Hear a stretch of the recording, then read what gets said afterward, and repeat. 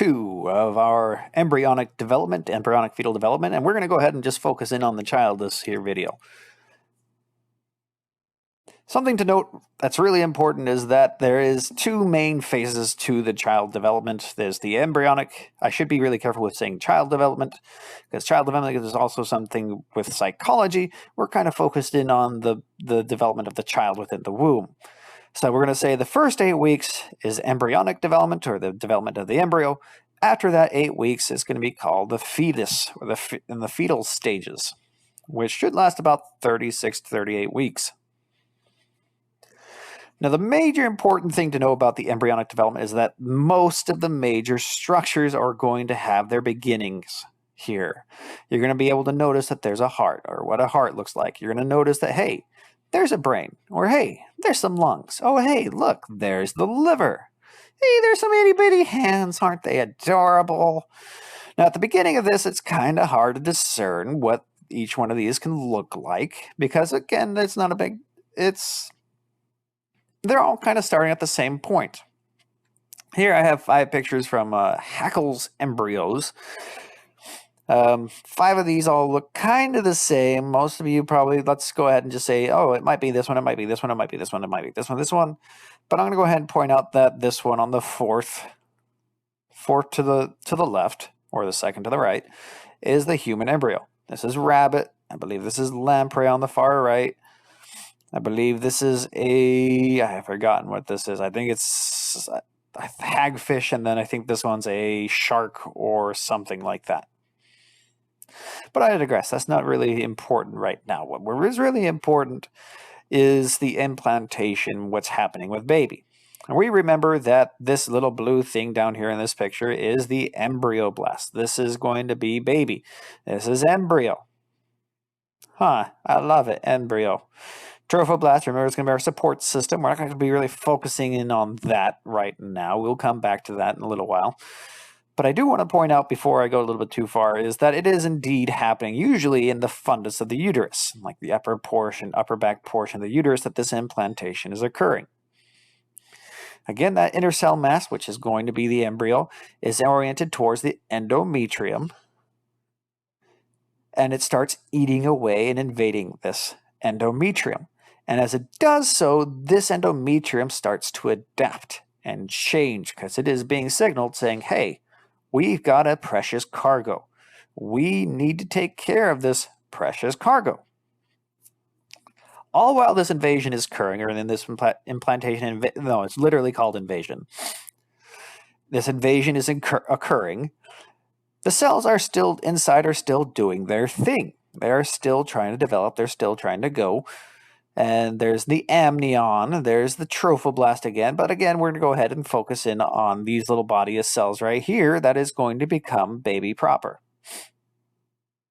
Around day 8, the embryoblasts have been developed into 2 layers. A hypoblast, which is the primitive endoderm, which will make sense here in a little while, and an epiblast, called the primitive ectoderm, which hopefully will make a little bit more sense in a little while when we start talking about those terms.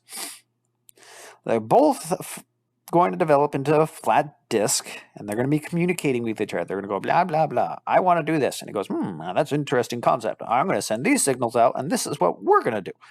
And they're going to dispute and discuss, and they're going to work in harmony. It is fantastically complex how this stuff works together, just to make you, you. By the beginning of 3rd week, we're going to start developing something called a 2-layered embryonic disc, again, that eventually gives way into an ectoderm, mesoderm, and endoderm.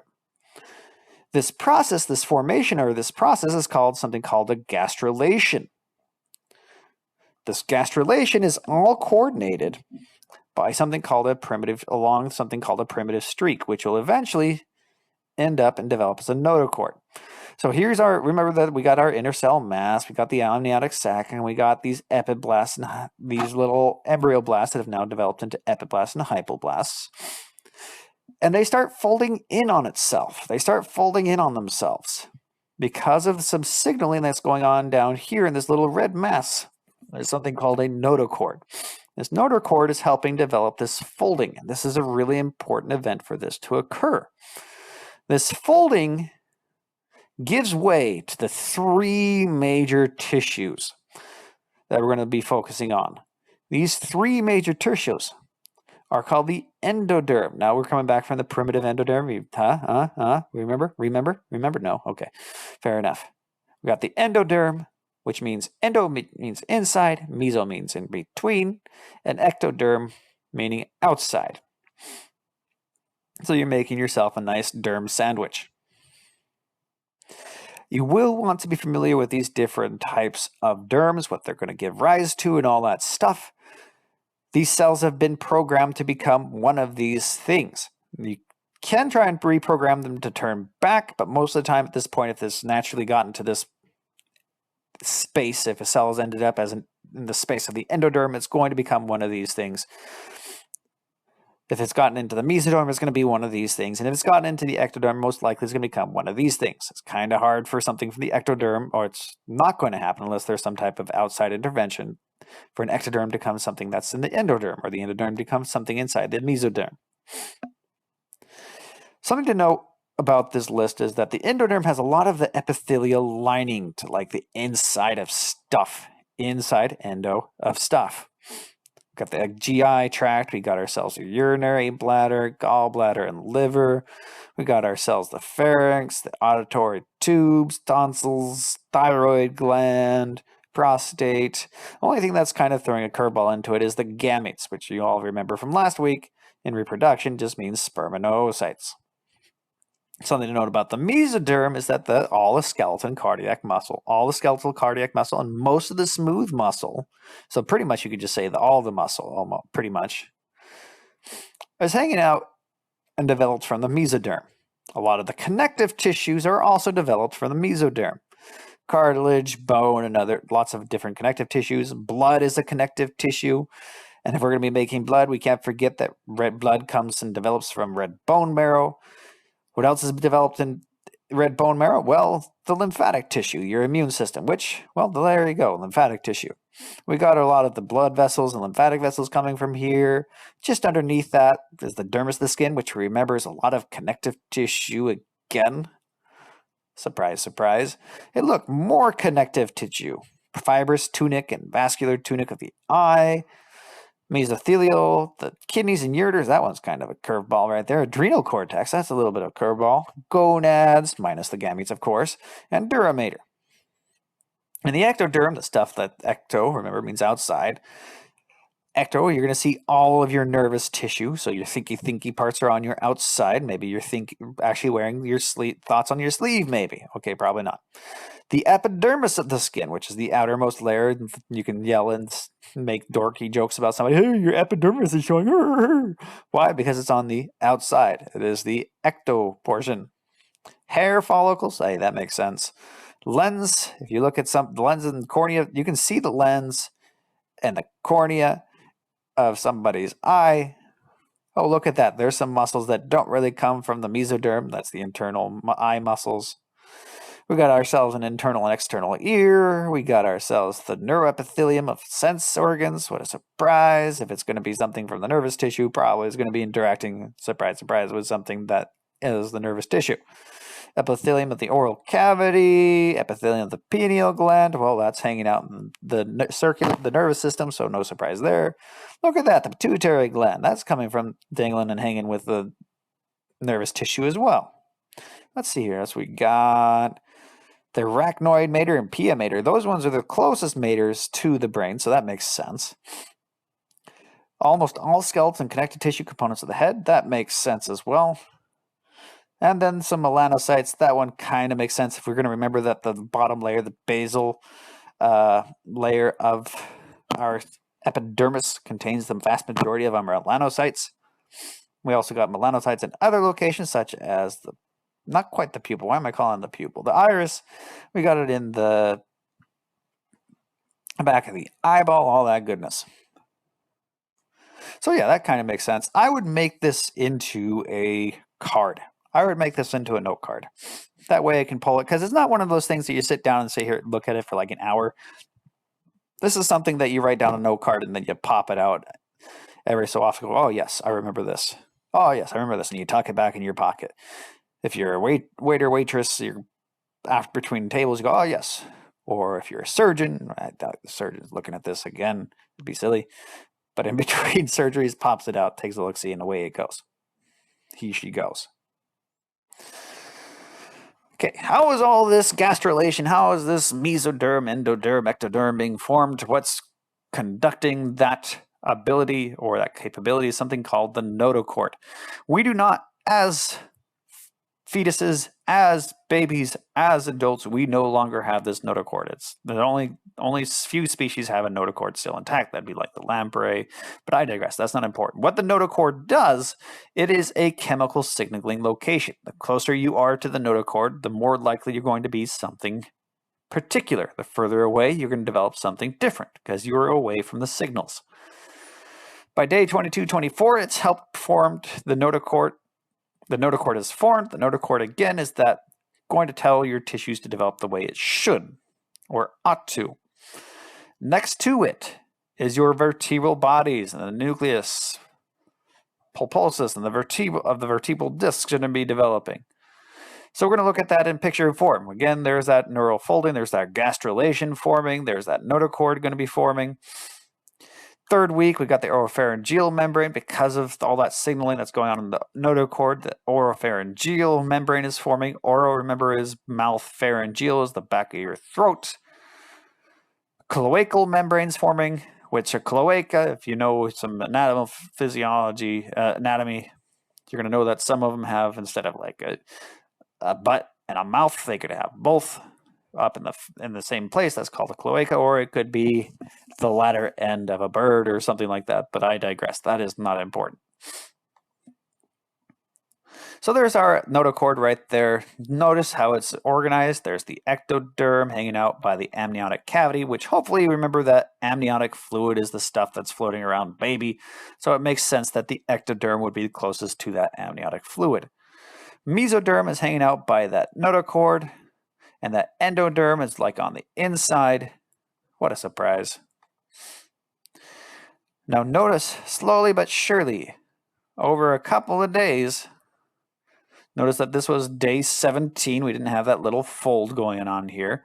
Day 19, we get in this little fold going on, and by day 20, it's starting to form like a neural groove. Hopefully the name neural gives you a hint as to what is developing there. The beginnings of your nervous system are developing right there. And finally, by day 22, we've developed ourselves a neural tube, as well as some neural crest cells right next to it. That mesoderm has also specialized a little bit. We got ourselves a somite with a dermatome, myotome, and sclerotome, but dermatome hopefully makes sense. It probably has something to do with the dermis. Myo means muscle, so most likely that myotome is probably going to do something with muscle. And the sclerotome is going to do something with the sclera, so no big deal too much. Maybe. Who knows? Not important. But what we do care by about week 4 weeks, we're starting to see some development in our, it's not just a neural tube. We're not just a tube of nerves and stuff. We're going to start seeing the development of a brain. So we got ourselves, if we remember, a forebrain or proencephalon. If we remember something going back in time to the EP2, which hopefully we're not too afraid of that diencephalon is that thing that has the thalamus, hypothalamus, and epithalamus in it. Look at that. About 7 weeks in, about the latter end of the embryonic period, we've got ourselves a diencephalon that's formed, got ourselves a mesencephalon being formed, aka the midbrain, as well as a telencephalon, which will likely become our thinky parts, the foldy ones that we're thinking of, like our lobes.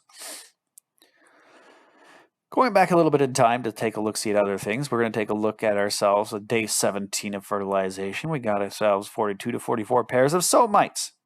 Those things that had the myotomes and the dermatomes and the sclerotomes. Of course, we're going to have those pairings all the way down the body because they all have to be different things, and we do different things with different parts of our bodies. Third week, we're going to take a look-see at the insides. As this baby gets more and more complex and more cell dense, we need to find a way to get all those mommy nutrients inside throughout baby. So it's time to start developing blood vessels. It's time to start developing blood cells. So the blood islands, are caked inside with angioblasts. Angio means new, blast. So when we do, or angio also means like blood vessels. So when we have angiogenesis, that means we're making new blood vessels. So eventually, these angioblasts are going to develop nice little blood vessels down here. By day 18 and 19, the heart begins to form. It looks pretty rudimentary, very, very rudimentary actually. So it's actually just a couple of tubes floating by each other, maybe a little bit of pulsations, not really actually. Can't really detect it. By day 21, aka the end of week 3, we're starting to have these little tubes come together. Now, is that a functioning operating heart? Yeah, debatable. By day 22, the thing has actually merged together. We got ourselves a bulbous cortex, a primitive ventricle, a primitive atrium forming. By day 23, we're starting to have it fold in on itself, trying to see that ventricle's trying to do its thing. And then we got ourselves in day 24. It's starting to look like a woman, somebody trying to fit in some jeans that they used to fit into in high school, but can't anymore. Day 28, though, the awkwardness has given up. They've draped their jeans over themselves and have the trunk of the atrium popped up over them, as well as some ventricles, and it looks like pretty much a decent heart by day 28. So you can actually see with the heart, ultrasound it by 5.5 to weeks 5.5 to 6 weeks, but then you should start possibly hearing it by 6.5 to 7 weeks. Do a little bit of arithmetic. 28 divided by 7, 714. That's week 4. It looks like this. So that means a week and a half from looking like this, we might be able to see it with our own 2 naked eyes. Well, actually more ultrasound eyes.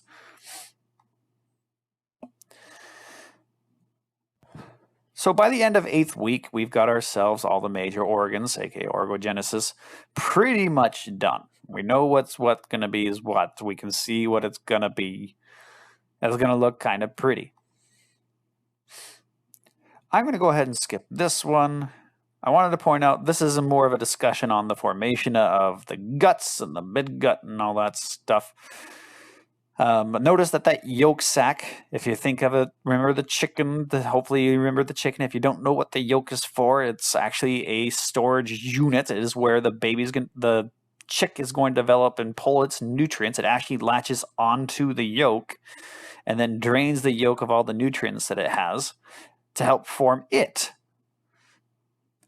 So in this particular case, this embryo has a yolk sac that it's going to consume slowly but surely, but it's also going to become its midgut. And we can see that gorgeous neural tube, the notochord, it looks kind of like a clown with a like pretending to be a doctor here. There's the 2 eyes, there's the red nose, the mouth going, you know, that type of stuff, with a nice little balloon animal tie. The balloon animal tie being the midgut with the latter bits of yolk still there by day 26 is pretty much gone. By day 28, you'll see that the sac is pretty much over with. We do have a transverse section that is starting to form like an intestine. And the doctor's going, oh my, and the clown doctor starts going, oh my. Good times. We do have some pharyngeal arches, which we're not going to go into way too much detail on. It's not super important for this course. We just know that these different things are going to develop into different stuff, but the lens blackcode most likely becoming the eyeball and the otic. Otic meaning ear, has something to do with forming the ear. Again, those pharyngeal promises, there's 1st, 2nd, 3rd, 4th. We're not going to deal with that right now. That is too much to cover in too little time. By the end of week 4, we're going to see little arm buds popping out, as well as some lower buds popping out by the heart prominence, as well as at the end of the 4th week, the embryo has a beautiful little tail. Look at that gorgeous tail. I am so jealous of it, says every fairy everywhere. By the end of the 5th week, the brain and the head develop rapidly, and the limbs are going to start looking like whatever. Because remember, by week 8, it's got to look a little bit like that. It's got to have everything, at least chunks of everything, ready to go. because that embryonic period, again, that's where all organs are developing. And look at that, day 44. Let's do a quick math equation. 7 divided by 7. Well, 7 times 7 is 49. So we're actually doing pretty well. We got some little arm buds going on here. It looks like little flippers and all that stuff. We got ourselves an umbilical cord, which we'll talk about in a little while. So we're getting good. It's starting to look like an evil baby.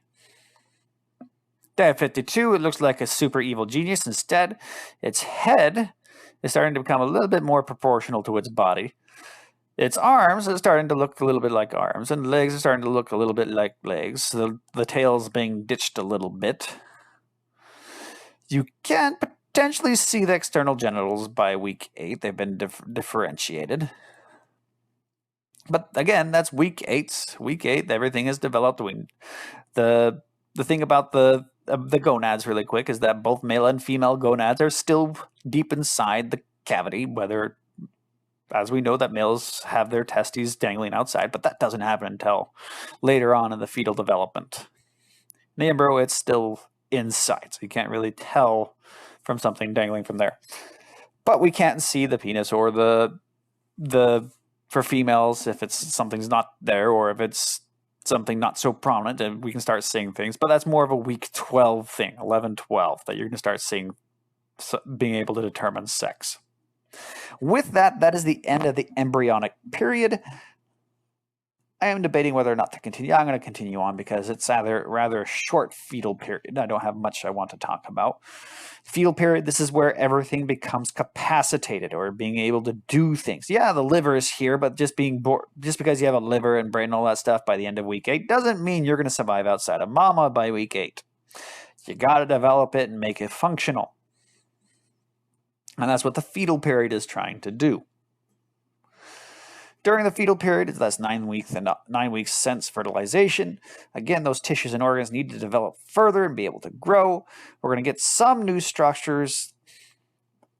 But again, that's just building off the scaffolding and the foundation that the embryo has laid down. 9 through 12, let's go ahead and just surface and highlight a few things. 9 through 12, the main thing about that one is that the gender is distinguishable from the external genitalia, as well as something interesting to point out is that urine is secreted by this fetus out into the amniotic fluid, so it's swimming around in its own pee. Red bone marrow has started to develop and all that good stuff pretty well. The head is rather large. It's almost half its length. But as you go down this, you're going to notice that head gets more and more proportional. Primarily when you get to about 26, 29, it's starting to look about the right size for a baby. Let's see here. What else we got going on? Lower limbs lengthen down here. The fetus appears to be more human-like. We get some fat growing on to help make it grow. By 21 through 25, we got the head becoming more proportional. This is where older ones start to survive if they're born prematurely, but back in the old days, that wasn't the case. You're born around 21, 25. You're a lucky miracle baby if you make it at this point. At this point, though, we have so much wonderful technology, and our knowledge is so vast and expansive that we're doing fantastic now. That we can most of the time save a baby, a preemie. 26 through 29, we got some lungs can do some adequate ventilation. The central nervous system is developed enough to control breathing and body temperature. Again, so that end of 24 weeks, you're going to be helping out that baby breathing. 30 to 34 weeks, the fetus is starting to orient, so it can be born possibly. Body fat starting to get a bit bigger at about 8%. By the end of 38 weeks, that baby is pretty close to being born. If they're born now, it'd be a-okay. Remember how I said those testes don't like to hang out? They like to hang out inside the body. Well, about this point, they're no longer wanting to hang outside the body. They're going to go ahead and drop down. Now, when baby is born, that's not the end of it. We do have some nervous system development. If you remember back in AMP2, an individual is going to go ahead and have some central nervous system development, like we can draw the end of our reflex hammer against their foot, and they're going to do a positive Babinski sign. If an adult did that, that's an whoopsies. But because it's an infant and it's still developing, a Babinski sign is just a-okay. So what happens at birth to baby? There's a couple of things that we need to take into account. So here's the wordy slide. I'm going to go ahead and point it out. Before I get into the wordy slide, remember that baby doesn't really get to breathe on its own inside mama. It doesn't want to take a deep breath of amniotic fluid. That would be pretty bad. What it wants to do and what it has to do to get its oxygen is through mama's circulation. And if we organize the heart like it is in adults, baby's lungs would never develop because it wouldn't get the oxygen and nutrients that it needs. So we have to make some holes. There's a hole in between the atrium, and there's a hole between the pulmonary trunk and the aorta. The hole between the two atriums is called the foramen ovale. The hole between the aorta and the pulmonary trunk is called the ductus arteriosus, which allows exchange and mixing of blood so that oxygen and nutrient-rich blood can actually get to those lungs and feed it. Once baby takes its breath, these two things have to close. So let me point out really quick. There's our ductus arteriosus. There's our foramen ovale. These two, once baby takes a breath, are going to start closing up really quick.